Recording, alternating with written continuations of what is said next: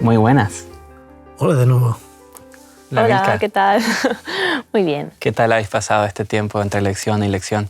Muy bien, se hace corto, con ganas de empezar ya la siguiente semana y empezar a exprimirlo todo. Sí, así es. Estamos ya aproximándonos casi al Ecuador, porque esta es la sexta.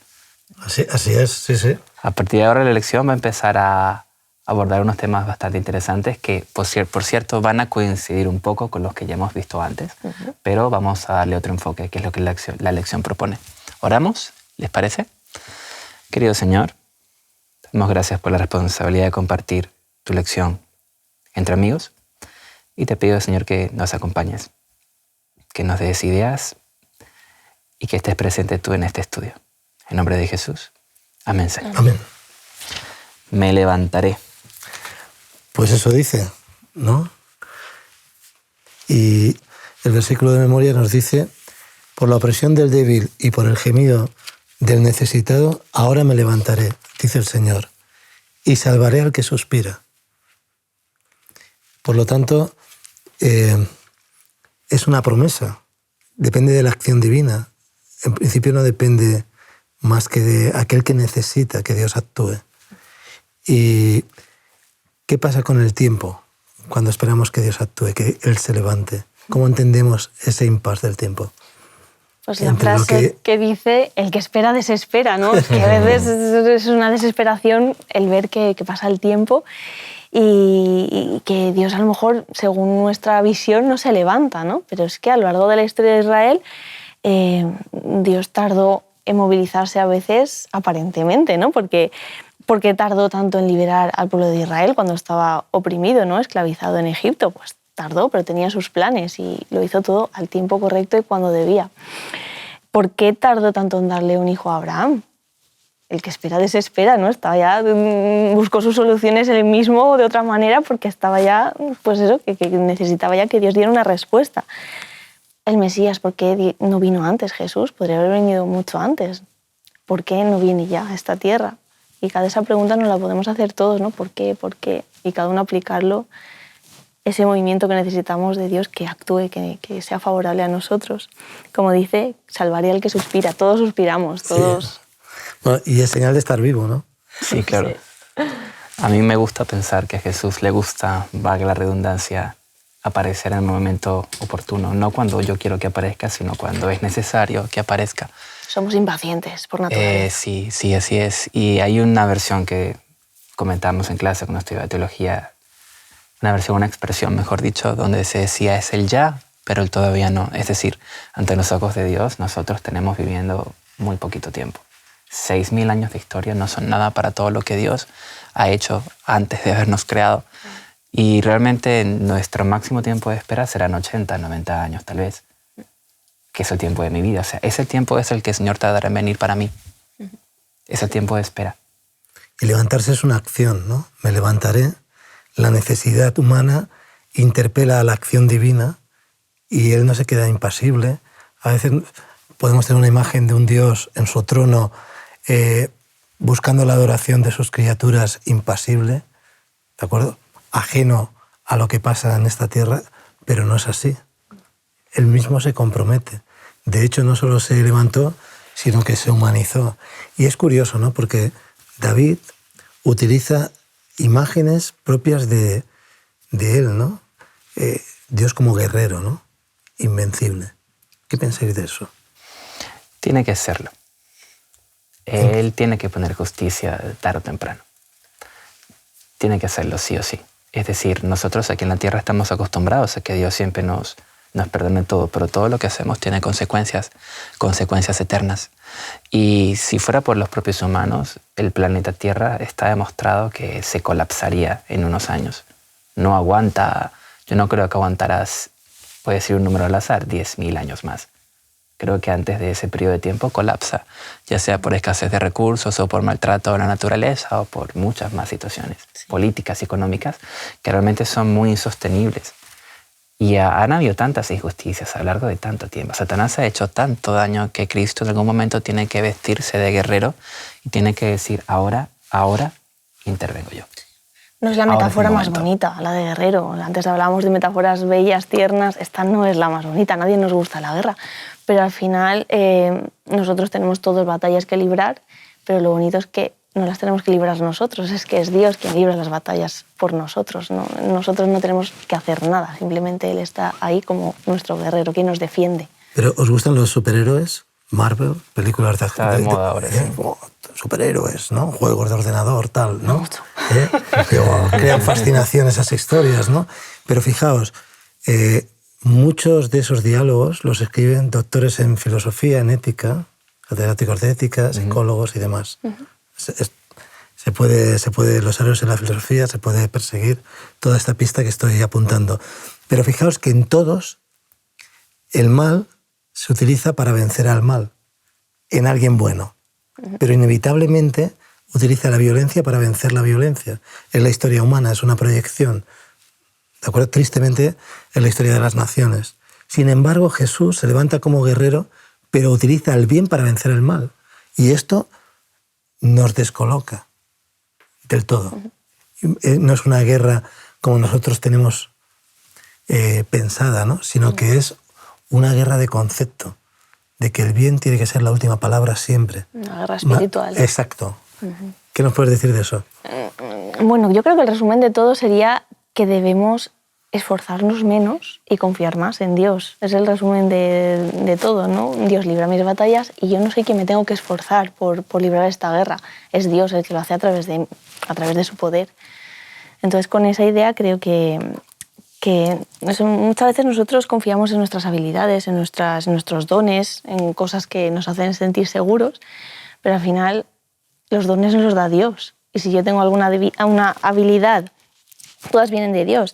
Entonces lo que tenemos que pedir es que tenemos que desarrollar los dones que Dios nos ha dado y siempre he pensado que son un regalo, ¿no?, de Él. En ese sentido es en lo que tenemos que dejar ¿la actuar. indignación sería un regalo divino? Ante el mal, cuando nos indignamos, porque todos nos hemos indignado, ¿no?, ante imágenes de opresión al débil, ¿no? Mira, Dios es un Dios de valientes. Si tú te repasas la historia bíblica, los héroes de la fe fueron hombres y mujeres valientes que no se quedaron con brazos cruzados, sino que actuaron en defensa del bien.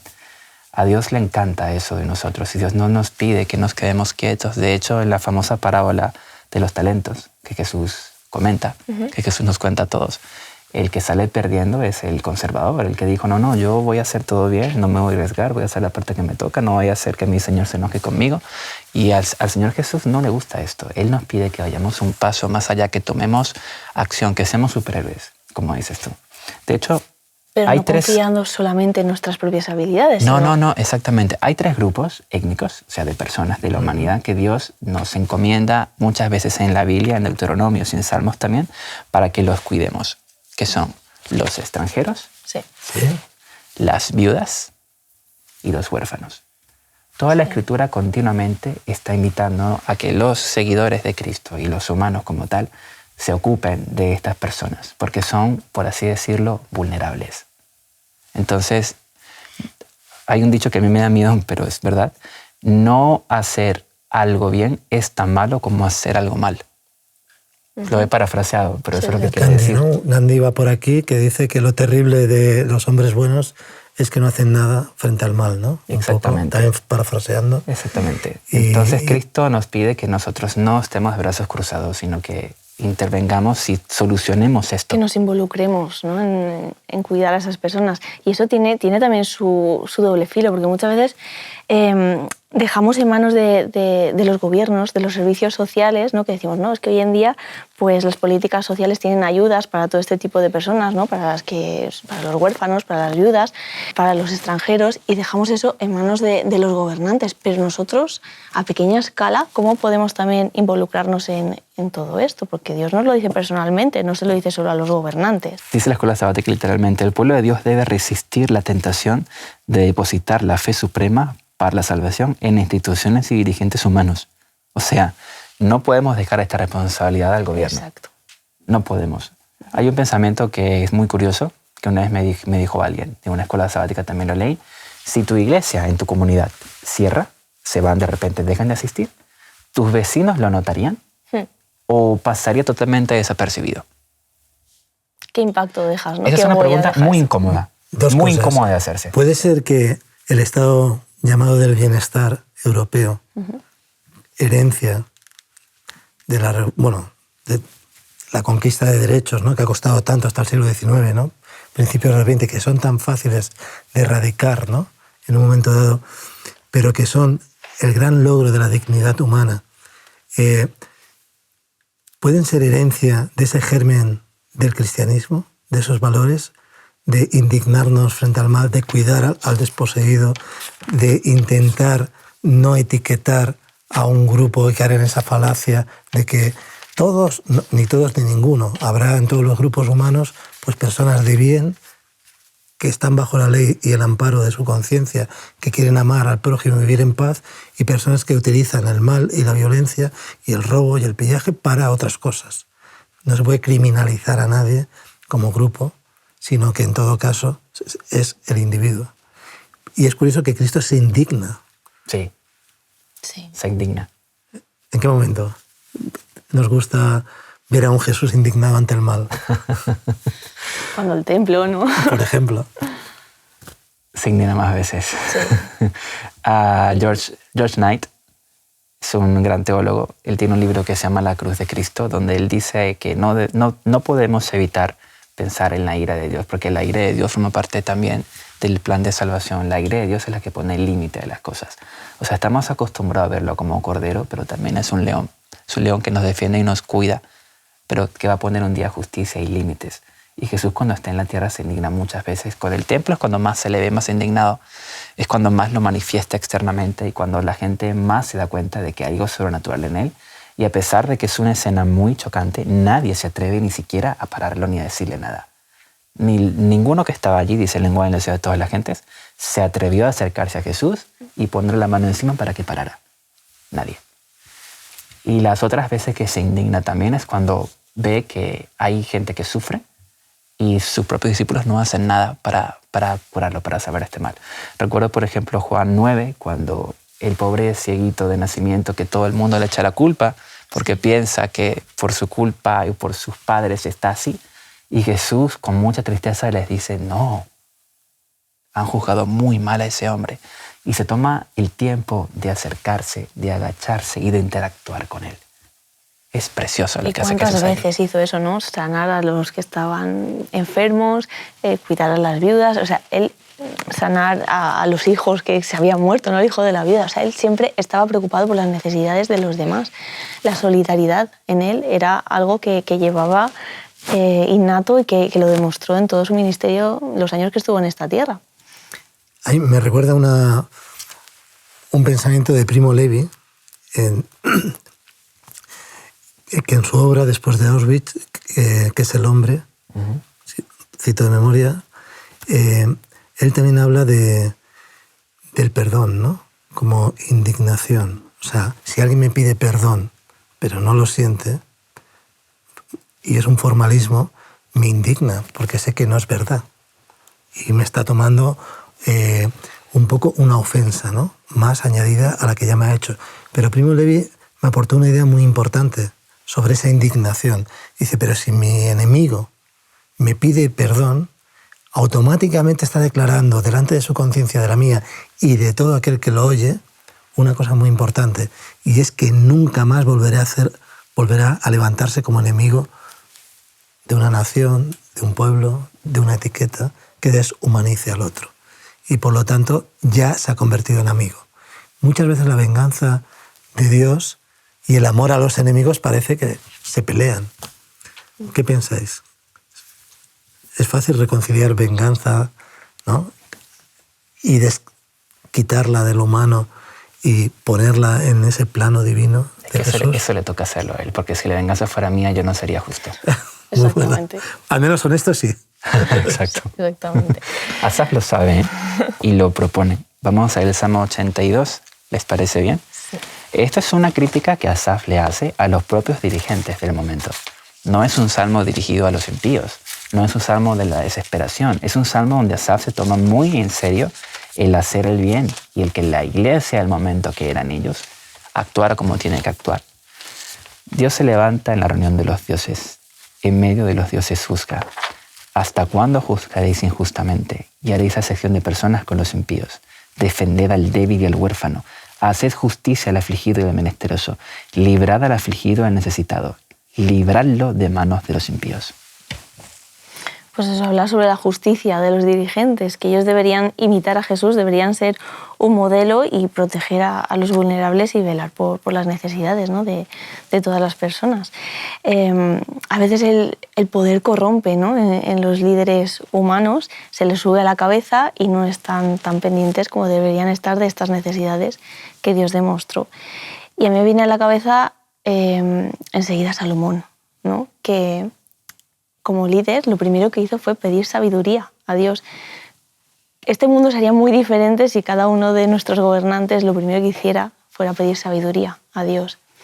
Es lo que nosotros también en nuestra vida debemos hacer, ¿no? Porque a pequeña escala, como decíamos en una lección anterior, nosotros somos también embajadores, somos embajadores de nuestro Rey. Entonces, yo en mi vida también ejerzo una autoridad entre los que me rodean. Yo a pequeña escala, ¿qué autoridad ejerzo en mi familia, en mis clases, en mi docencia? Tengo que ser también un ejemplo, imitar a Jesús en esto también. Y ser equitativo, con justicia y pedir sabiduría para poder pues, intermediar, ¿no? mediar entre los problemas.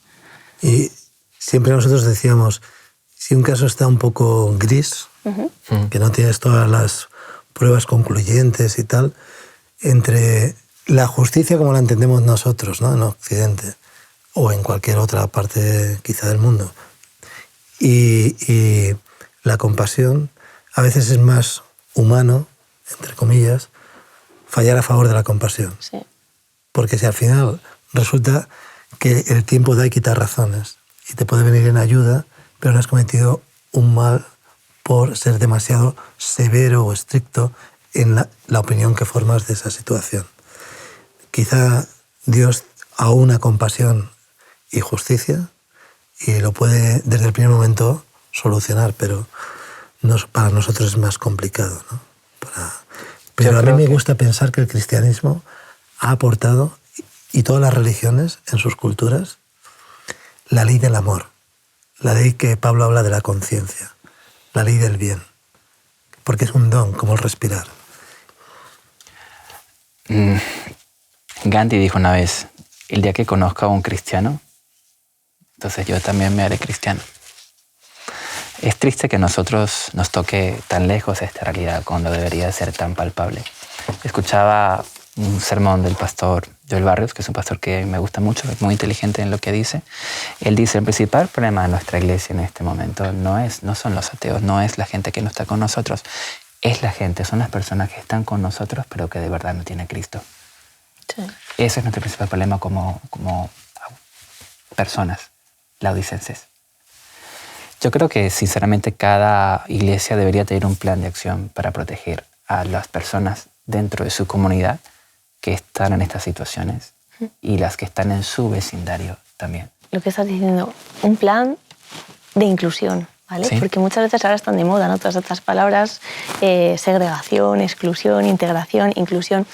No podemos segregar a las personas que son vulnerables, al revés, debemos atraerlas, tampoco debemos excluirlas, ni siquiera integrarlas.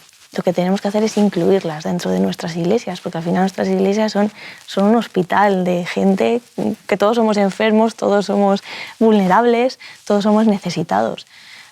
Y los que son todavía más necesitados porque no conocen a Dios, porque son tibios, porque todavía debemos incluirlos más y cuidarlos más, como hizo Jesús. Sin embargo, también tenemos leyes, ¿no? Protectoras. Evidentemente, si uno se equivoca, comete un delito y tal, pues para eso están las leyes, ¿no? Para eso está la autoridad. Amar, tal como lo considera la Biblia, es hacer el bien, pero también está la ley de la siembra y la cosecha. Si yo actúo mal, pues evidentemente mereceré consecuencias. Exacto. A veces hablamos en un plano escatológico, ¿no? En un plano de salvación universal final, cuando Cristo decidirá, y Él conoce bien cada corazón, quién está apto para vivir con Él, porque vivirá en armonía con lo que Él propone, con sus principios. pero evidentemente pongo siempre la metáfora, o el ejemplo explicativo de la persona que murió en la cruz con Jesús. Uh-huh. Ambos habían robado vidas, sí, por decirlo suavemente. Uno reconoce, estoy aquí y las consecuencias eran estas, las asumo, pero Señor, ten compasión de mí. Y Jesús no le dice que no. Sin embargo, el otro dice, yo quiero seguir viviendo para seguir haciendo lo mismo. Hay un momento, y no le contesta. Hay un momento en que la misericordia de Dios pasa a la justicia y pasa a la ira. Fijaros, en el Salmo 58, del 6 al 8, invito a que lo leamos ahora. Habla acerca del juicio de Dios directamente. Esto es un salmo muy interesante. Pasen ellos, del 6 al 8. Sí. Quiebra Dios sus dientes en sus bocas. Quiera Jehová las muelas de los loncillos. Sean disipados como aguas que corren. Cuando disparen sus saetas, que se rompan en pedazos. Pasen ellos como el caracol que se deshace, como el que nace muerto. No vean el sol. Y dice el 10, se alegrará el justo cuando vea la venganza. Son palabras muy, muy fuertes, ¿eh? Pero tienen todo el sentido, porque algún día Dios pondrá punto final y entonces allí habrá justicia. A mí me gusta ver todo esto un poco a la luz de el Apocalipsis, que justamente es la revelación, la luz que Dios nos da para no desesperar ante la injusticia, ¿no?, humana. Y dice, ¿hasta cuándo, Señor, tendremos que esperar, ¿no?, que nos restablezcas? Y sin embargo, dice, todavía no, tranquilos, esperad. Ya, pero todavía no. Pero los tiene en cuenta, ¿de acuerdo? Entonces, no deja de ser esperanzador para muchas víctimas de la historia saber que para Dios sí que cuenta y que esa injusticia ha provocado la propia muerte de Dios. Aparte, José, sí, nosotros no hemos, con todo respeto, nuestra generación prácticamente no ha sufrido nada. Esperemos que no. No tenemos una persecución intensa como le pasó a otras generaciones, a los valdenses, a los primeros cristianos, donde eran perseguidos hasta la muerte y muerte por martirio. Entonces todas esas muertes, todas estas cosas no pasan desapercibidas delante de Dios. Más adelante, David, que es el que escribe Asaf, que se escribe este salmo, también lo comenta. En el Salmo 73, 17 al 20, él aquí cambia su percepción sobre cómo ve el problema del mal. Y es muy interesante. Vamos a leerlo. 73, 17 al 20. Dice, hasta que, entrando en el santuario de Dios, comprendí el fin de ellos. Ciertamente los has puesto en deslizaderos, en asolamiento los harás caer. Como han sido asolados de repente, perecieron, se consumieron con temores. Como sueño del que despierta así, Señor, cuando despiertes, menospreciarás su apariencia. Y él aquí da lugar a que cuando Dios está en el santuario, y entonces asume el papel de juez, allí comienza lo que conocemos como el juicio investigador, que es una doctrina que como Iglesia Adventista la tenemos muy bien estudiada y muy bien fundamentada. Pero que se puede distorsionar y que puede ser el infierno en la tierra, porque nos puede crear inseguridad. Porque si entendemos la palabra juicio no como se entendía, sino como la podemos entender en un tribunal de justicia, pues ¿qué estará diciendo Dios de mí? Evidentemente, personas con mala autoestima, claro, todo esto se les puede hacer una montaña. Entonces, tiene que ser algo liberador. Cuando Dios viene a liberar.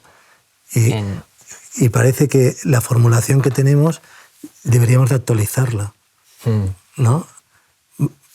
Las palabras de libertad de Dios para mí, donde me reconoce como hijo, como criatura suya, que ha hecho un pacto de amor con Él. Porque hay que encajar eso también con las palabras de Jesús, el que cree en mí ha pasado de muerte a vida, no verá juicio, en el sentido humano, de esperar. ¿Por qué? Porque... Bueno, juicios sí que tendremos todos, pero recuerda. Lo digo por las metáforas de, por ejemplo, Egipto, ¿sí? ¿no? Se pesaban las almas, los corazones, ¿no? Entonces iba, pues la balanza del bien pesa más, venga, tú pasas, no, venga, tú a sufrir eterna. Bueno, claro, Nosotros no lo vemos así, nosotros lo vemos de otra manera, pero muchas veces Dante en la Divina Comedia, cuando habla del infierno y tal, está recogiendo la mitología platónica. Y eso es terrible, ¿no?, como se ha descrito. Y todo este referente cultural, quieras que no, puede distorsionar una idea que en principio es liberadora. Hemos llegado al fin. Es una pena. Vamos a concluir de la siguiente manera. Dios en el santuario nos protege e intercede por nosotros. Eso es lo más importante. Y en eso está puesta nuestra esperanza. En ese abogado que nos defiende delante del acusador y nos salva. Tranquilizaos, manada pequeña, porque a vuestro Padre ha placido daros el reino. Milka, ¿qué tenemos para hoy? Bueno, pues concluimos con la propuesta de un himno acerca de esta lección. Bueno, va a ser el himno 494, cerca un alma agobiada está. Hemos hablado de los pobres, de los menesterosos, de los necesitados. Todos somos necesitados, todos somos pobres en espíritu y necesitados de Dios. Entonces hagamos de nosotros este himno. Y como dice en la letra, cerca un alma agobiada está, ve y ayúdala hoy. Todos, brillemos en el sitio donde estemos, ayudemos a los que nos rodean y sigamos el ejemplo, imitemos a Jesús. Muchas gracias, José. Gracias, Milka. Hasta la semana que viene. Pues un disfrute. Hasta la semana que viene. Te invitamos a tener una experiencia más allá del sábado, convirtiendo tu unidad de acción en una iglesia hogar en donde la Biblia, la oración intercesora, la fraternidad y la testificación sean vuestro estilo de vida. Así experimentaremos un poder renovador en la iglesia y en el cumplimiento de la misión.